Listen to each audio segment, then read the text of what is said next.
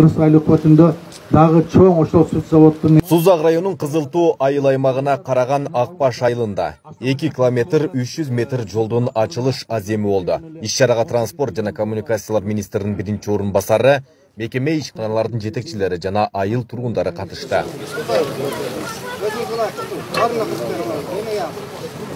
Кызылтуу айыл өкмөтүнүн Акбаш жана Бостон айылдарын байланыштырып турган унаа жол 40 жылдай убакыттан бери оңдоп түзүүдөн өткөн эмес. Жаан жаган күндөрү ылай болуп жергиликтүү жашоочуларга ыңгайсыздык жаратып келген. Айыл тургундары өз каражатынан шагыл төгүп оңдоп келишкендигин айтат. Кичинекейибизде СССР убагында бир асфальт болгон, бир 80-жылдардан. Андан бери мына канча 40 жылдан ашып кетти. Ошондон бери ылай чыгып, таш чыгып, элдер акча чогултушуп, үймө-үй кыдырып, шагыл төкчү.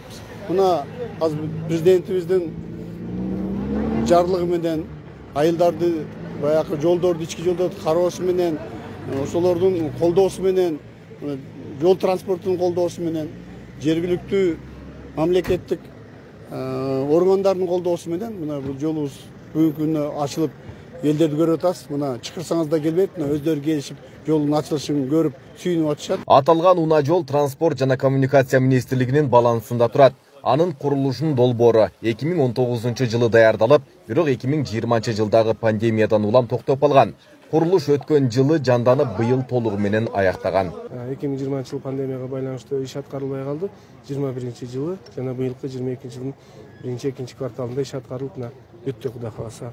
Биздин жалпы Кызылтуу айыл өкмөт боюнча жолдордун акыбалы өтө деле мындай жакшы эмес. Бүгүнкү күндө мына мундуз жашасын, жолубузду кат жазып, жогорку кызматтагыларга жөнөтүп атабыз. Кудай буюрса, алда колдоо таап аткарылып калса, ушул жолубуз элге жакшы кызмат кылат эле. Бул жылы Жалал Абад облусундагы 35 жолдо курулуш иши жүрөт. Тагыраагы жалпы 90 километрден ашык жолдо асфальт басылат.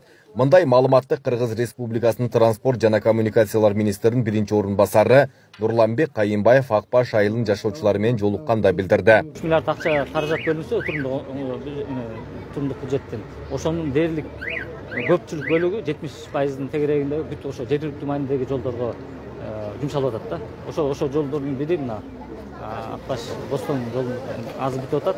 Андан тышкары Жалал Абад областы боюнча бир топ пландар бар. Жалпысынан алганда 35 жол оңдолуп, Жалал Абад областы боюнча. Быйыл 90 километрден ашык жол, жаңы жол пайда болот. Жалал Абад областы боюнча. Быйылкы жылы республикалык бюджеттен жол тармагына 7,6 миллиард сом акча каражаты бөлүнүп берилген. Анын 3 миллиард сому турумдук оңдоп түзүүгө жумшалса, калган 4,6 миллиарды жаңы жолдорду курууга жумшалат. Айбек Исабеков, Аскар Маматисаков, Регион.